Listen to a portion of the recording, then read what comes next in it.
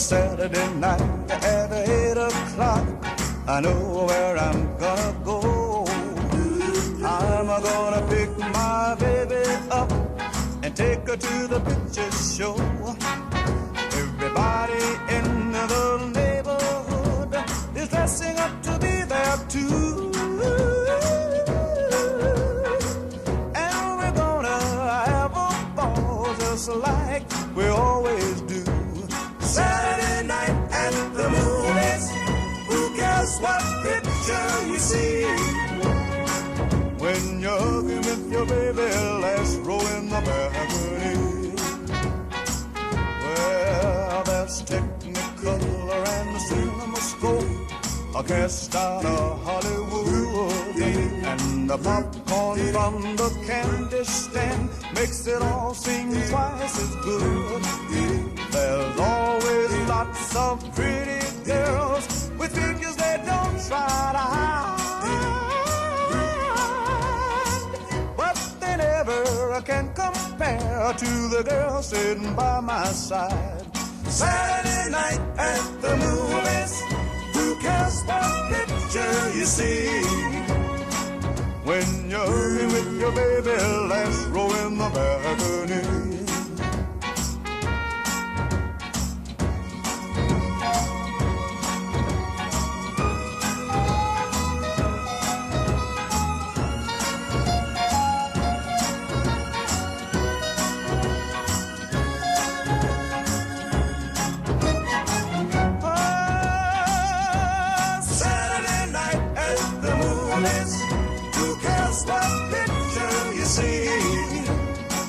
When you're hugging with your baby, let's roll in a balcony.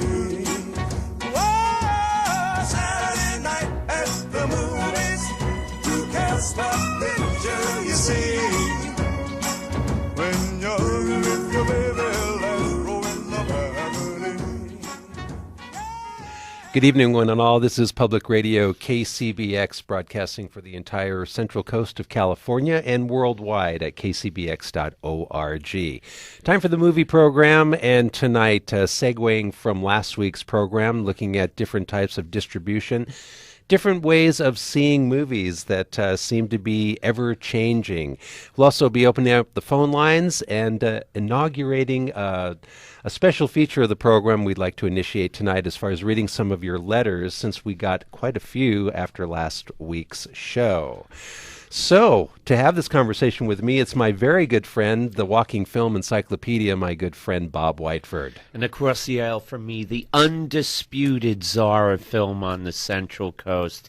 You know who I'm talking about. King Vidor Award winning, nice guy, all-around nice guy, a guy I'm proud to call a friend, and I know you are too, Jim Dee. And Jimmy, this is pretty exciting.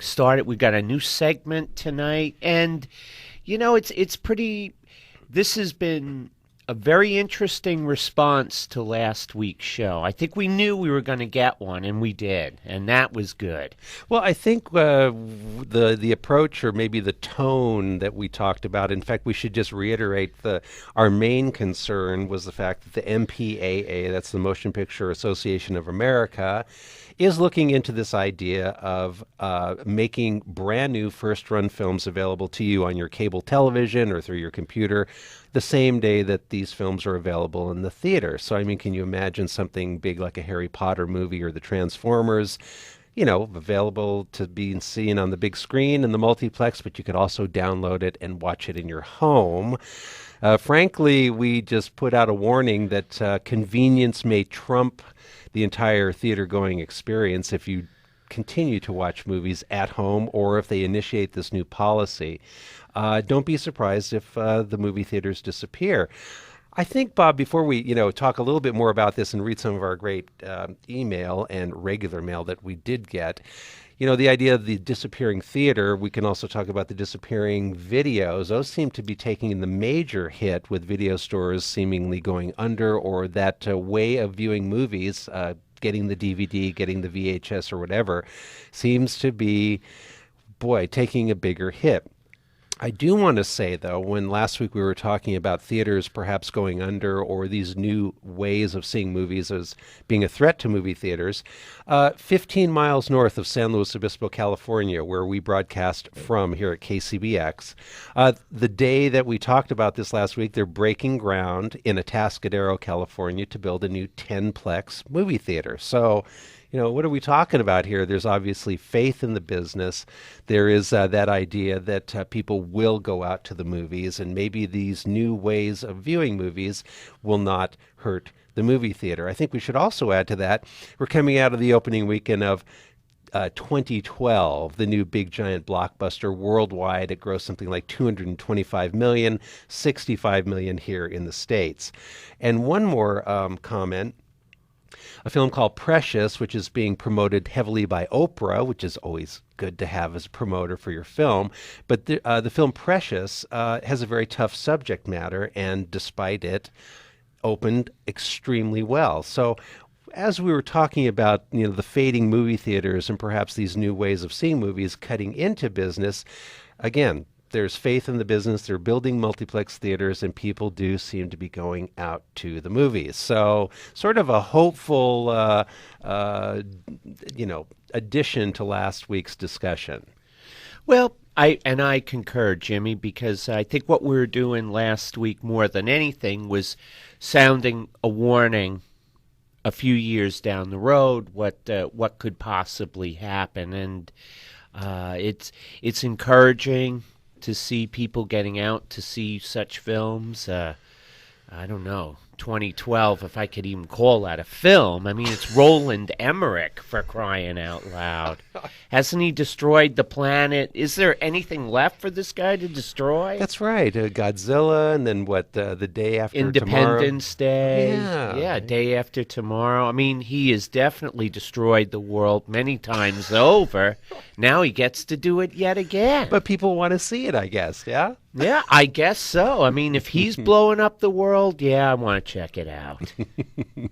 Well, we do, we're adding some hope to the possibilities of the way things are going. But in response to last week's show, we did have a number of emails, and it's really great to hear from you. In fact, we should put out our address. It's movies@kcbx.org.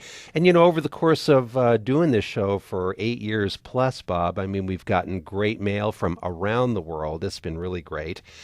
We've had a few comments on shows here and there, but really never enough to, fill up the old Take Two mailbag. So after last week's show and discussing these issues of film distribution and exhibition, we got some great emails, and we'd like to share them with you. And so we thought, to inaugurate this, the mailbag section of our show, we needed some music. So we're going to work on this. We're going to get a little music promo, but we thought we would share it with you. So here we go.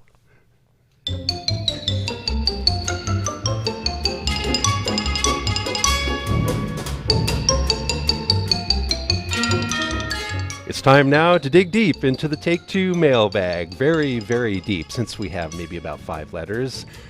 The Take Two mailbag, where the postman always rings twice. How's that?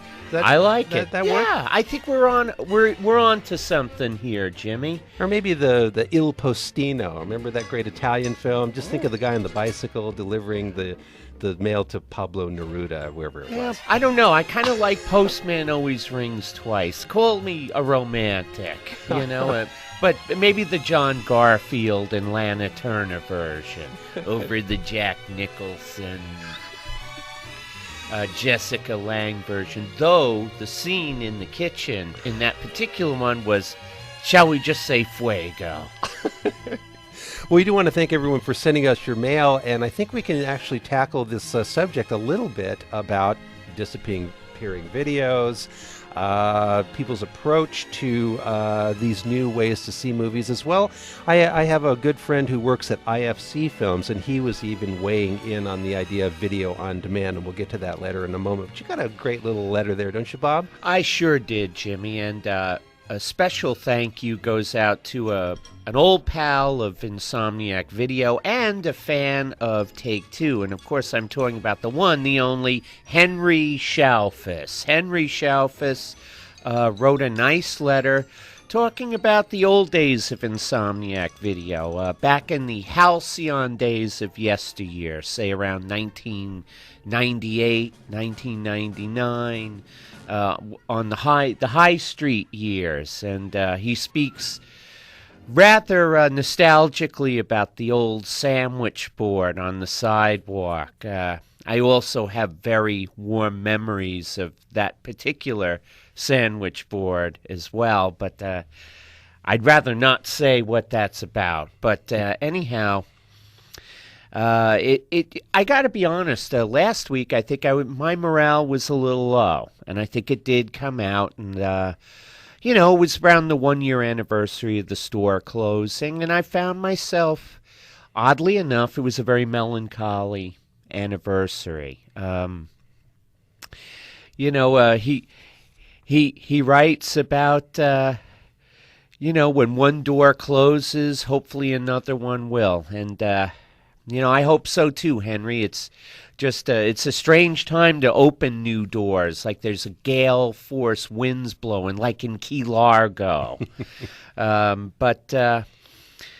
It was very nice to hear this, because at this particular moment, my morale was kind of low, and I was kind of sad. It happens to everybody, right? And a couple of things I just want to say is thank you, Henry. Thank you very much. I miss our conversations, and, I know we'll have them again. And until that time, Eustace, until that time.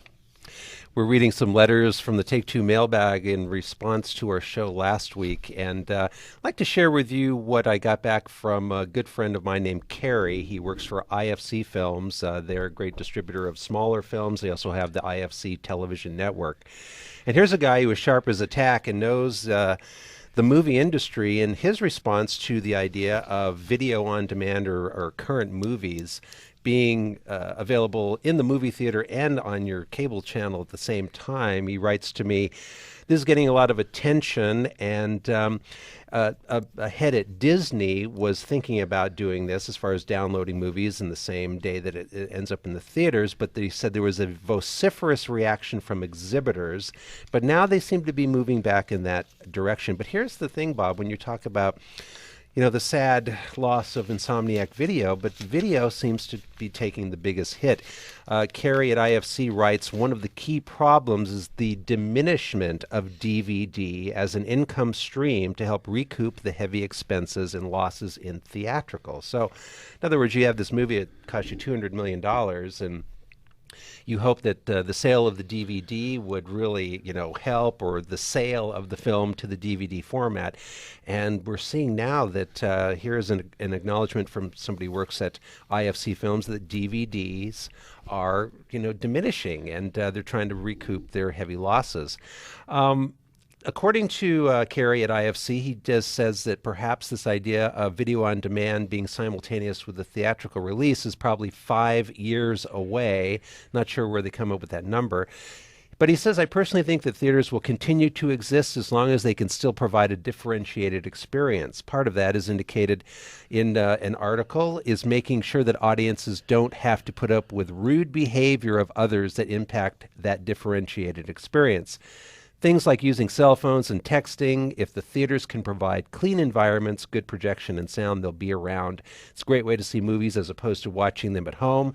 And then he says, I spoke with someone while I was in New York City last week, and he said that while the technology exists for great viewing experience at home, i.e. big screen TVs and good sound, it's not the same as watching something communally with an audience. So here's our guy at IFC who realizes that things are changing, but it does seem like the DVDs are taking the hit. He feels that if theaters can provide a unique experience and a good environment other than people texting or talking or yelling or whatever they do in the movie theaters, that people will continue to go and have that great communal experience. One thing that Kerry at IFC added to this is I think the video on demand matter and other technology impacts a younger generation of film goer that even before the advent or popularity of these technologies showed little interest in foreign language films and other adventurous forays by American independents. The lack of viable cinema programs at the university level and the general decline of arts education should also receive the attention of those wondering why the 18 to 25-year-olds are not getting it. And Bob, we've said on this program, it seems like the films that fill the multiplexes, of course, are geared towards the 18 to 25-year-olds, including our 2010 or 2012, where the world ends for the 5th time or 10th time for Roland Emmerich. But again, this doesn't have anything to do with these new technologies. I think our universities, our schools, really should implement film education programs. It's an art form, just like painting or music. Film appreciation, I think, should be part of the school curriculum. It may get more kids out to other than the blockbuster movies. Well, I think, Jimmy, what we're seeing is, I agree with this statement, because I think in terms of education over the years, there's been a real diminishment in arts education, whether it's music or drawing or painting or anything like that. That stuff seemed to go by the boards in the sense that education only seemed to be about making people marketable to work in a corporate environment. And what we've seen now is pretty much a generation of that now. Ergo, one of the symptoms is a lack of curiosity, a lack of willingness to go out and experiment with the foreign film that was prevalent a generation before that. And it's pretty clear that that's how younger folks' movie watching preferences are labeled. I mean, they don't know that a lot of these movies are remakes of stuff that was, that came before. And gosh, I'm saying so of course I'm in character here talking about the youth, but this is a byproduct of this. It's not their fault. It's kind of what happened. And it's a symptom. And how we change this, well, hopefully this show in its small way can change it. By talking about unusual things, maybe planting a seed. And we know it's not true across the board. There are young people who are inquisitive, like there's always been young people that are inquisitive. Mm-hmm. In regards to the DVDs, I could see that market was pretty unstable almost from the beginning. Really? You think so, Bob? Yes. Wow. What happened was, they flooded the market, and they made them very cheap. The price points were cheap to saturate the market and to introduce a new technology. And then once they triumphed, they raised their prices. But the thing is, the window was short. In other words, when a movie first was released, maybe it would cost $30. Then 90 days later, maybe after their cable run, which seemed to be simultaneous with any kind of DVD or video release, then the price would go down. And as the film, is sitting on the shelves and it's going out of print, whatever copies are left are being sold for virtually nothing. And then it's out of print. And then suddenly you want to find the film. And now, since it's not being made anymore, now it's going to cost you $50 for a used copy. A friend of mine in retail here, Mike White, over at Boo Boo's, he used a word many years ago, which I think summed it up perfectly. It's volatile. The DVD market was almost like investing in gold. It goes up, it goes down. And then you also have the fact that they're very fragile. They don't, people think they'll play forever if you, dance on them or scale them. Eat your pizza off of them, my personal favorite. I guess cheese actually works a little bit with a scratch, or a banana does, oddly enough. But that's no way to watch. It's kind of ridiculous, and in a way, it's kind of what I was inferring last week about how they just didn't have value anymore. Because when they all of a sudden, when the economy started to collapse and the market was saturated, and suddenly they really didn't have much value anymore. And I think that's really the case now, that when things don't cost a lot, they have no value, then people don't value them. And then they're just, people leave them on their shelves and don't bring them back to the library or to the store, or they just give them away or cavalierly just let them fall apart or damage them and say, who cares, we'll get another one. And now they're probably not going to make much of them anymore. So that medium is pretty dead, I would say. Boy. Let's move on now. Another letter from one of our listeners, and this ties into what you're talking about, Bob, as well as the fact of the quality of movies that we're used to. I mean, I remember at your store, you would have a slew of new releases on a Tuesday when they were released, and there are all these lousy movies that were in the movie theaters about 3 months, 4 months earlier. You just go, man, they didn't go into the movie theaters to see this movie. Why would they rent it at my store? We got a letter. And they didn't. And they did. We had a letter from listener Elaine. I believe she's from Long Island. And she writes to us, Jim and Bob, just finished listening to your latest show on my MP3. I am concerned about the fate of movie theaters, as well, which is tied to my concern for the industry, which I feel has already failed. I don't go to the movies as often, mostly because they really don't make adult movies anymore. I think I should say movies for grown-ups. For example, my husband is a big Sherlock Holmes fan, but have you seen the trailer with Robert Downey Jr. cut and shirtless like an action hero? Looks just like Sherlock Holmes. She says it might turn out to be a good film. Anyway, who knows?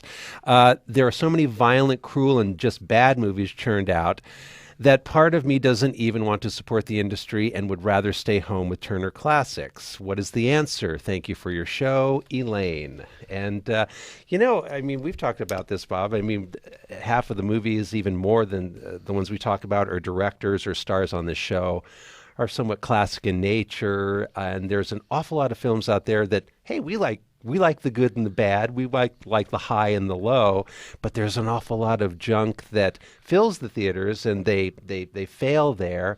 Why would anyone want to rent them at the video store? If they do go to see them at the theater and they're not very enjoyable, what kind of life do they have, on DVD? Well, the thing is, sometimes when they make a film that's very uncomfortable, kind of cruel, and they get a little buzz off of it. The thing is, I would say to folks out there, even negative press sometimes has a way of boomeranging.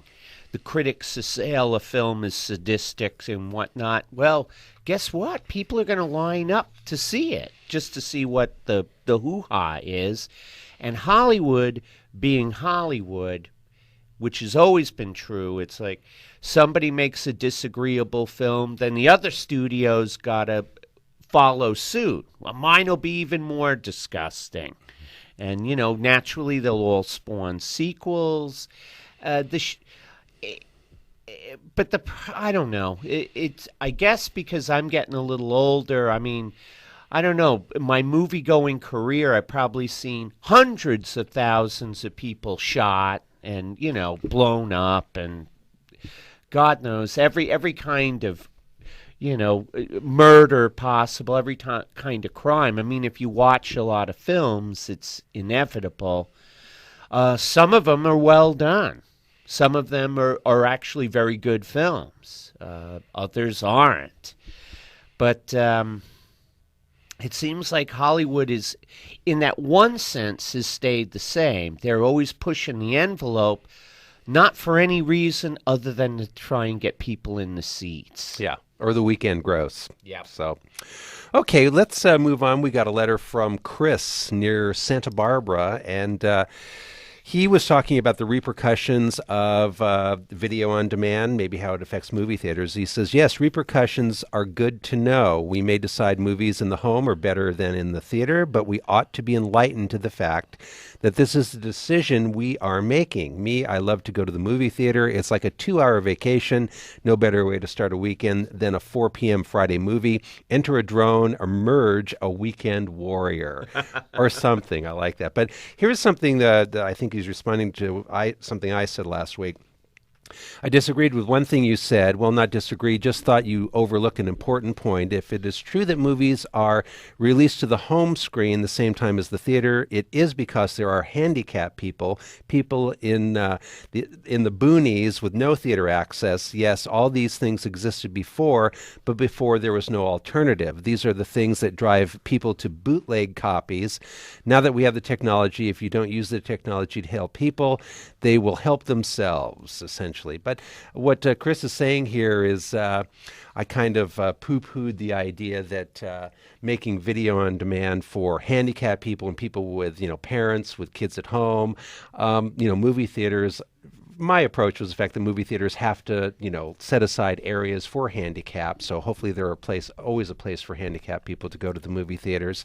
The parent thing, of course, you become a parent and your movie going cuts back quite a bit. But I agree with Chris in the fact that if movies do get to the disabled movie lover, this is a positive thing. I was a little bit rash in saying that last week. On the other hand, I do think that they're thinking dollar signs when they do think of video on demand. In fact, since last week's show, Bob, the simple math, let's just say that they release Transformers 3, is it, on video on demand.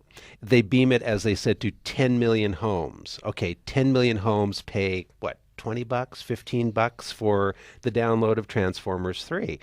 In one day, they've made $200 million. Let's just cut it in half. I mean, they could make $100 million if they beam it to 5 million homes at $20 a pop.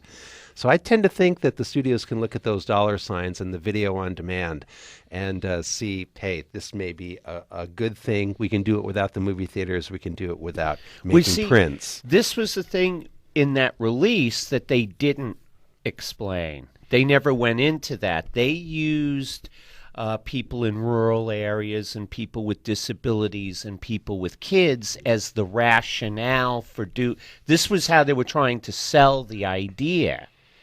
We know what the truth is. It's about what you said. They could make $100 million in a weekend just by people downloading it at home. Mm-hmm. And that's the truth. I mean, you're cutting out theaters, you don't have to make prints. It's all about the thing they care about most, the dollar. Let's be honest. That's what.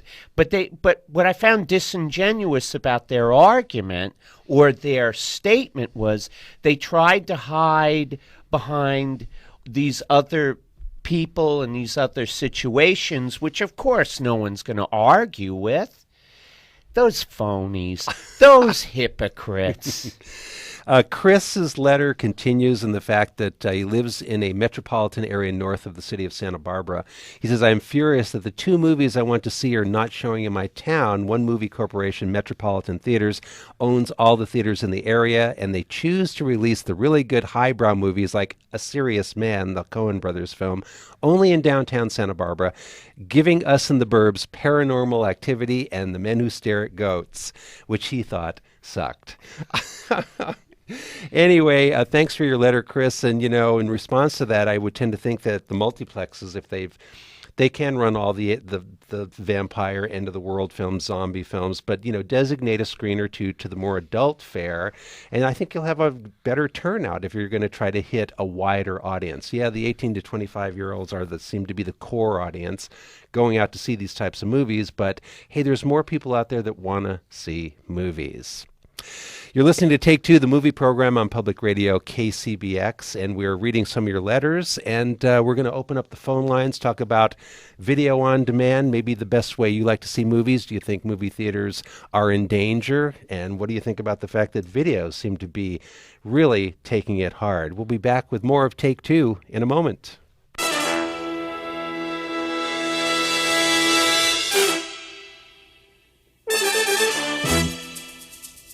You're listening to Take Two on Public Radio, KCBX and KCBX HD1 San Luis Obispo, KSBX Santa Barbara, and KNBX San Ardo. We're streaming worldwide at kcbx.org. You can write to the program at movies@kcbx.org and check out the Take Two program archives at kcbx.org. And you can also catch us at npr.org.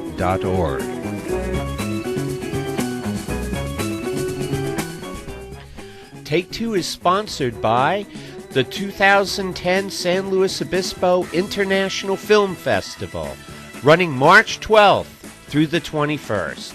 Complete information available at slowfilmfest.org.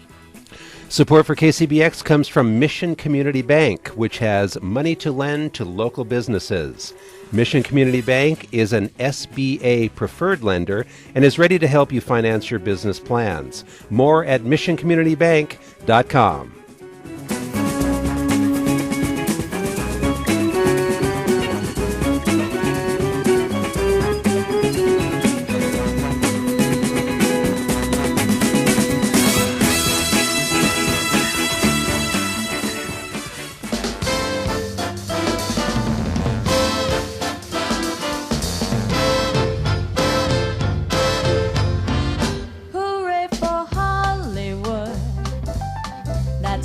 Ballyhooey, Hollywood, where any office boy or young mechanic can be a panic with just a good-looking pan.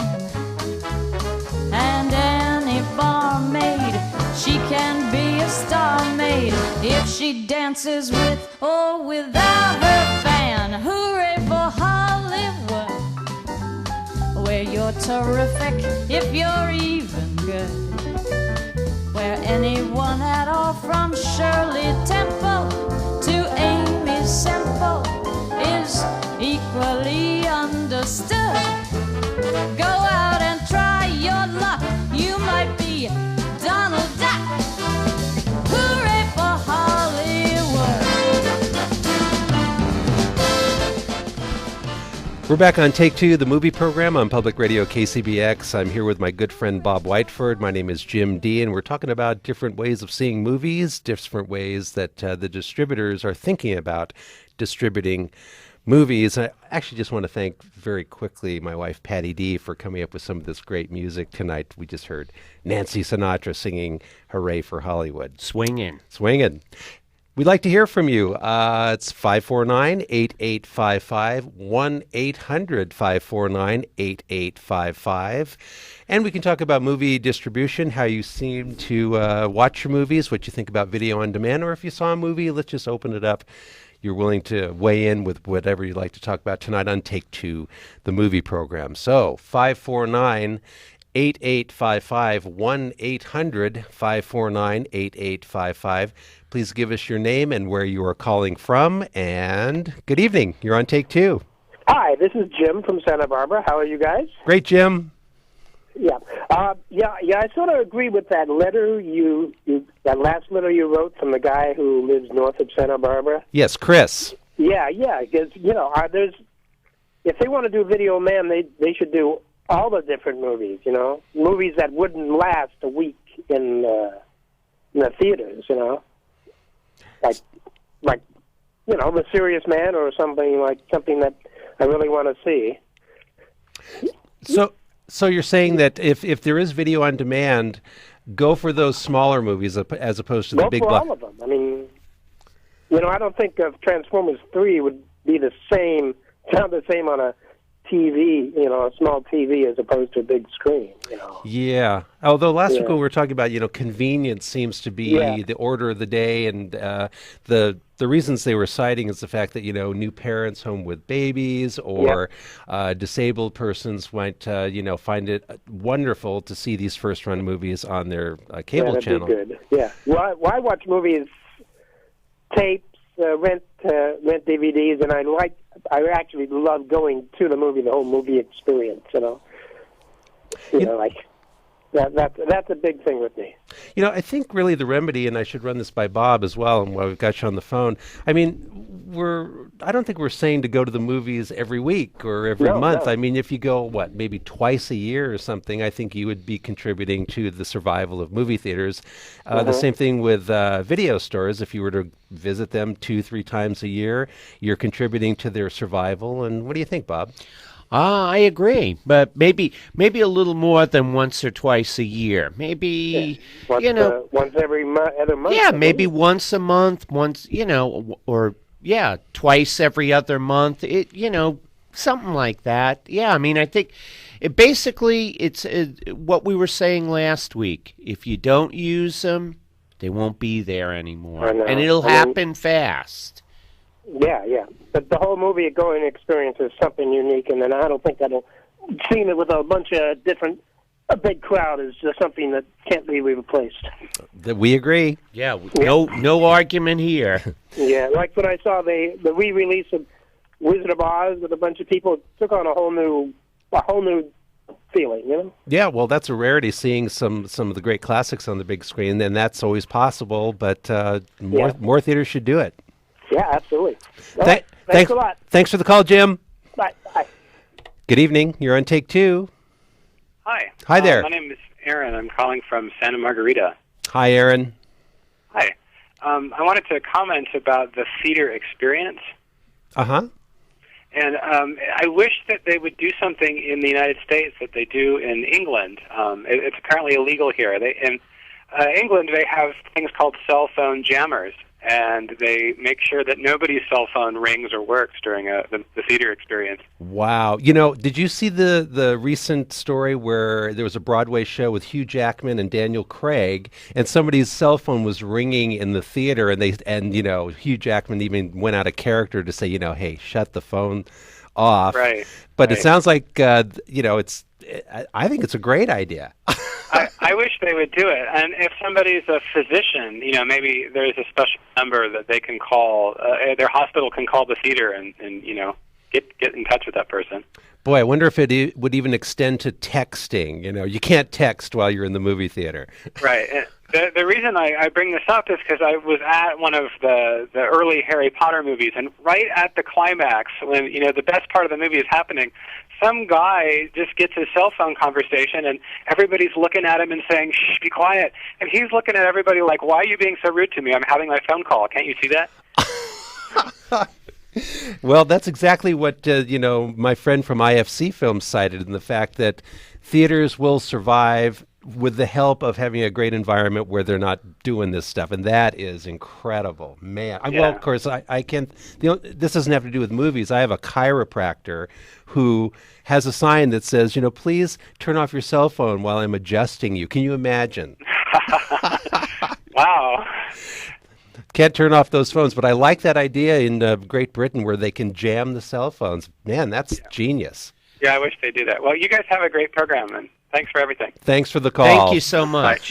Hey, I like that idea. I like that. I just wonder, what's the defense from our own boorish behavior? How do you, a handgun? 549-8855, 1-800-549-8855. Good evening. You're on Take Two. Hey, hello, Jim. This is Johnny calling from Cayucas. Hi, Johnny. How are you? Good.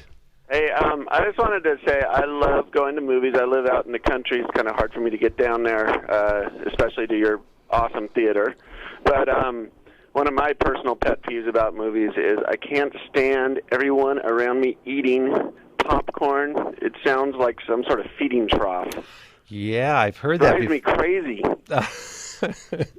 Well, it's one of those staples, though. I mean, popcorn in movies. I mean, even on our opening theme, we got the popcorn popping. But I agree with you, especially when you have bags. I mean, they used to have those tubs, Right. that you can fill up a trash can with those in about 2 minutes. But, the rustling bags and the crunching.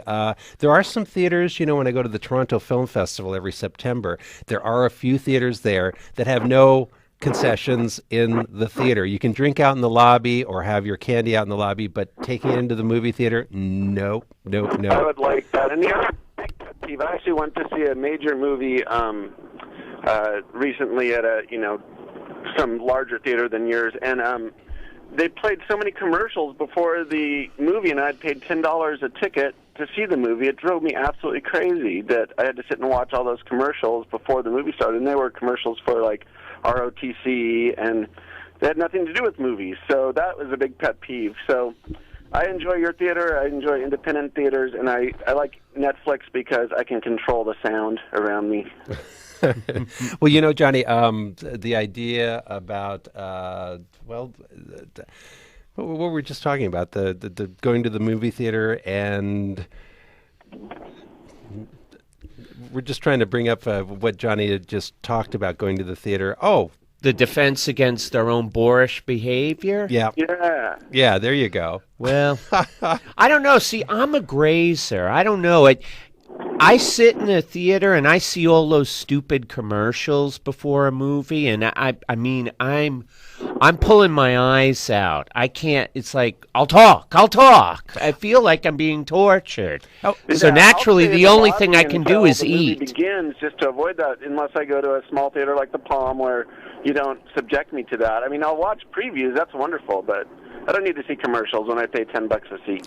No, you don't. Oh, Johnny, I just had a brain freeze for commercials, and I'm probably so adamantly against them at a movie theater that it just went right out of my head. But, you know, what I find fascinating is Bob and I went to the movies way back when, and we saw commercials for the upcoming TV season. And that's sort of like, what's the theater doing? They want you to stay home, or they want to come to see a theater. They you know, the new fall lineup on ABC. Yeah, it was the messages were so mixed, and it was so just revolting. I mean, it. Like I said last week, I'm almost missing the days of the old porno movie theaters. They had more soul. Well, thank you guys. Great show. Thanks, Bye. Johnny. Thanks for the call. 549-8855, 1-800-549-8855. Well, you know, as much as we love movies, Bob, and we love either seeing them maybe on our great flat screen TV or on the big screen in the movie theater, there's a lot of things wrong. I mean, one thing we were talking about last week, and when the idea of commercials come up, I mean, the idea to go see one of these big blockbusters or even any film in the multiplex, you are bombarded with all these commercials. You did pay, you know, $6 for that bag of popcorn. And, you know, maybe the movie was just sort of mediocre or was, you know, a lot of hype. And then when you get to see the movie, it's pretty limp. Well, you know, the thing is, when you have all these commercials and you have the overpriced concessions and you have to deal with the boorish behavior, the movie better be good, because you're already, it's like you've already paid a price beyond admission for this. Yes. And if the movie sucks on top of it, you're not going to want. I mean, if it were me, I may not even leave my house for a week. I may just stay inside. 549-8855, 1-800-549-8855. Did you have a great movie experience at the theater, or did you see something good? What do you think about this video on demand? One more time, 549-8855, 1-800-549-8855. Good evening. You're on Take Two. Good evening, Mike from San Luis Obispo. Hi, Mike. Hi, guys. Great show. Thank you. As always. Just, you know, a little too much whining going on, I think. A little too much hypersensitivity. I mean, come on. A movie is, you know, a social experience, and you kind of have to take a few things in. If you've ever been up to Portland, Oregon, there's a great enterprise up there, McMiniman Brothers, and they bought up all the little neighborhood theaters that were dying and being overrun by the multi-screen theaters years ago, and they put microbrews next to them, and you go in there and you want to have your French dip sandwich and whatnot. They set it up so that you could go in and have a full meal, watch the movie, have hot coffee. It's just a wonderful experience, and maybe the people up in the Pacific Northwest need that with that kind of climate up there. But it puts a whole different dimension on it when people are enjoying themselves, having a great meal, and having a cold microbrew or whatever, and watching a movie. Yeah, I've been up there. I can attest to that. I don't think anybody'd be complaining if you're sitting next to somebody slamming down a cold one watching a movie. And I agree. And I don't understand why we can't take hot coffee into a movie. You know, there is that one theater, which remains unnamed, but has a Starbucks right above it. I know up in Santa Cruz, they have a coffee bar right inside one of their biggest theaters in town. Why not here? Wow. Yep, I remember the hot coffee controversy from a few years back involving that theater that won't be discussed. And yeah, it was quite a bizarre, I thought, thing. I remember the gal who was involved in that, and yeah, it's the most peculiar thing. I can't fathom it myself. I mean, I just can't wrap my head around that. Well, one very positive thing in line with what you're talking about, the theaters up in Portland, is I attended in Salt Lake City this art house convergence last January, basically about a lot of the independent theaters in the country trying to get together, trade ideas. I would say 90% of the theater owners that I met have alcohol at their concession stands. So they not only, beer, but they have wine and they have, like you were talking about, food. I don't know if that's a really oncoming trend, but boy, there are a heck of a lot of theaters that are doing what you said they did in Portland. I'll tell you, Jimmy, I went and saw a film with my buddy Madrid. It was Letters from Iwo Jima, and it was one of these old Cinerama domes in Hollywood that had been converted. We had like double scotches on the rocks, and we could sit down and enjoy the movie experience. And boy, I got to tell you, that was sweet. I dug it. It was great. Well, hey, a couple of double scotches, you're not going to worry about the rustling of the popcorn bag next to you, I think. No, nope, not at all. You could offset some of the more irritable things I've heard tonight. Anyway, and the last thing I wanted to say is Great Theater in Seattle. I went 2 years ago, and you walk in the lobby, and they got somebody playing a baby grand piano. Ooh, I like that. That wasn't Howard Bolson, was it? I don't know. He was a ivory jingler up there for many years, a personal friend, a very old school. He liked to smoke his Tarryton 120s. I just was wondering if he was still around. Well, they wouldn't let him do that here in San Luis, but I'll tell you what, a classy way to walk into a theater is hear a piano while you're waiting to take your seat. So anyway. I hear you. That's a great way to go. Well, it's all great suggestions to make the movie-going experience all the better, with a couple of beers, perhaps, live music. It's just a great experience. When I grew up, I liked to hang out at the movie theaters. Nowadays, I go to the multiplex. I want to see the movie, and I want to leave afterwards, usually. So, right. Thanks for the call. I think they should bring back the flashlight and, for the making out thing, hey, you kids, knock that off. Yeah, the flashlight with that orange thing on the front of it? The usher that would come in and, break it up. I don't know. I think I'd let him go. All right, guys, have a great show. Thanks for the call. Take care. Good evening. You're on Take Two. Hello. Hi, this is Richard. Hi, Richard. Hi. Great show. First time I've heard you guys. Well, thank you. Thanks for listening. But really convenient because this is last weekend I went to a theater in Paso Robles. I haven't gone out to a theater probably about a year. And I find that maybe once or twice a year is probably sufficient. But this time I went, and the gentleman was talking about cell phone usage during the motion picture, and there was about 4 or 5 people with large screen cell phones texting throughout the motion picture. And it was pretty annoying because the lights from the screens would just hover around your peripheral vision. I had a little trouble concentrating on the movie. That was one thing. The next thing was that with eating, as far as popcorn and drinks and things like that are concerned, that is getting a little carried away with how we had the whole motion picture of the going to the theater experience. I remember in the 60s and 70s. Going to the theater specifically just get some popcorn because I couldn't get it at home, and knowing that I'm going to get some popcorn at the theater. However, on the flip side of that, the cost of these things at the theater is outrageous. Oh, yeah. Which would, tend to go ahead and keep me from buying some stuff at the theater and bringing my own in, which I've probably done in the past. I don't recall off the top, but I have done that in the past. Now, the last thing, the quality of the motion picture I saw. I mean, not the motion picture itself, but the quality of the viewing experience. Horrendously poor. I have a 52-inch flat screen at home with HD capability and probably a better sound system. And with the viewing ratio from the theater I've seen and that at home, it's probably the same. I don't know what the theaters would do about something like that, if they could, or if the experience of 35 millimeter, or if it is 35 millimeter quality on the screen is something you could tolerate in order to have a theater. Yeah, Richard, you're kind of breaking up. We're just going to, I really appreciate your call. And I think what he's saying is the presentation of the film was just not that great. You go home, you have that great flat screen TV, and it's crystal clear. It's in high definition.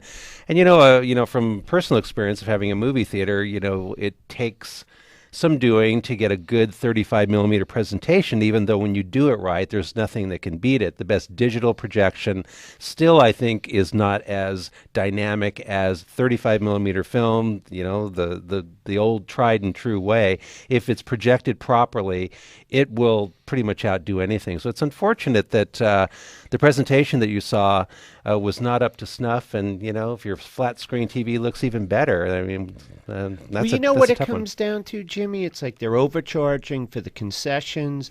They're probably not paying their people enough. So whoever's running the projector probably doesn't feel any sense of, doesn't care about what they're doing.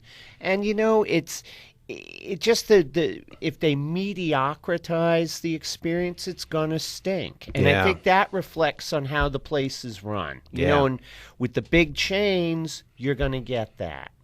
Small independent place, you got people that have got some passion. They're not gonna let that happen. Yeah.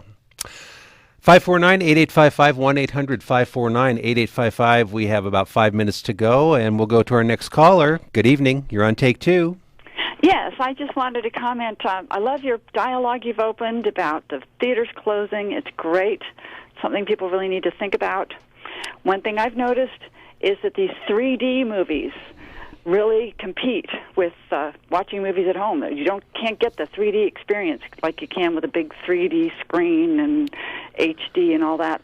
Yeah, I've talked to people who, they took their kids to see Up, for instance, saw it in 3D, and it just knocked their socks off. Now, they did pay quite a bit extra for it. I mean, it's like $12 or $13. If it's a dynamic experience, I can see it. That is something that you can't get at home. That's probably why it's really coming on strong. And they're doing it to the point now where I think it's pretty darn good, and that you don't have a headache at the end of the movie. Right, and I think the movies are aiming at that audience with things like 2010 and this new Scrooge movie, which has a lot of zooming around through London with ghosts. Yeah, 3D, I'm sure, and if it's done well, I mean, I've talked to people who really think the process is good. The glasses you do, they look like horn-rimmed glasses, right? And they work pretty good. Yeah, okay, well, guys, keep it up. I love the show. Thanks for calling. Thank you very much. All righty, bye-bye. Bye-bye. Good evening. You're on Take Two.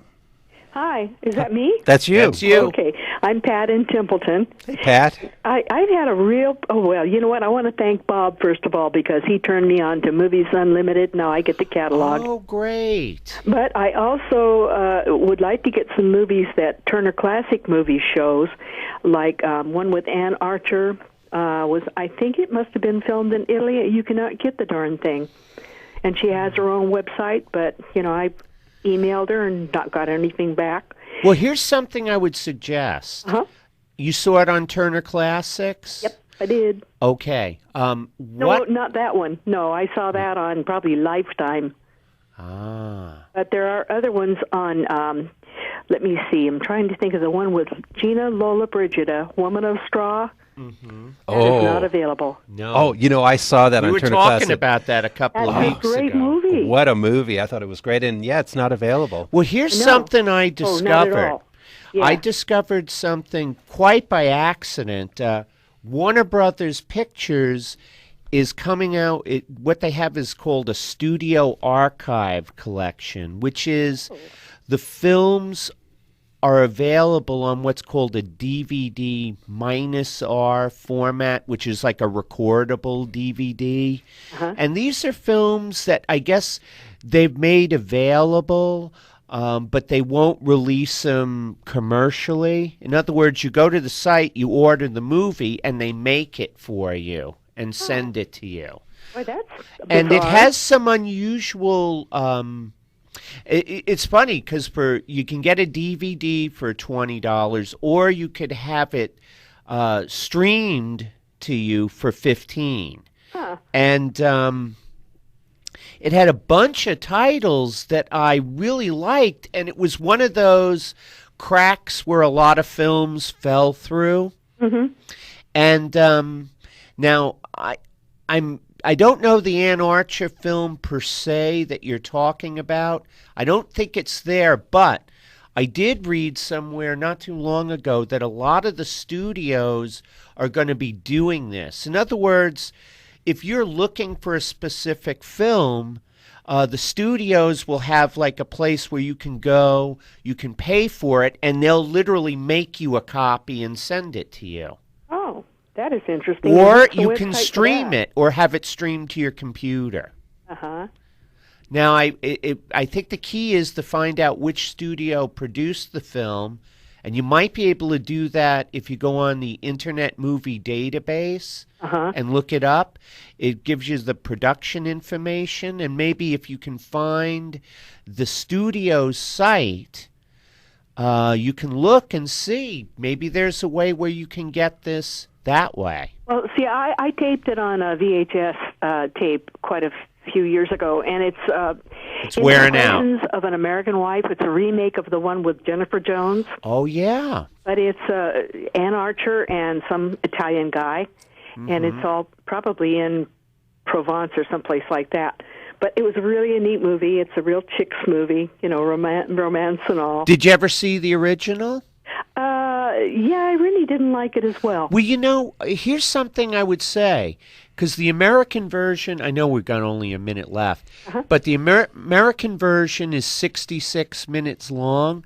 The Italian version is 96 minutes long, and it explains a lot more stuff. Definitely worth a look. If you have Netflix or something, check it out. It's Criterion released it recently. It's worth going back and re-examining. Okay, well, I'll ask the lady in the park here who has Netflix to check that out for me. Great. Hey, thank you so much. Thanks for the call. Yeah, good night. Good night. Good night. Well, we have a lot more calls waiting, but that's the show, folks. Thanks so much for calling. Thanks for your letters. Give us write to us, movies@kcbx.org, and we can get that mailbag thing going.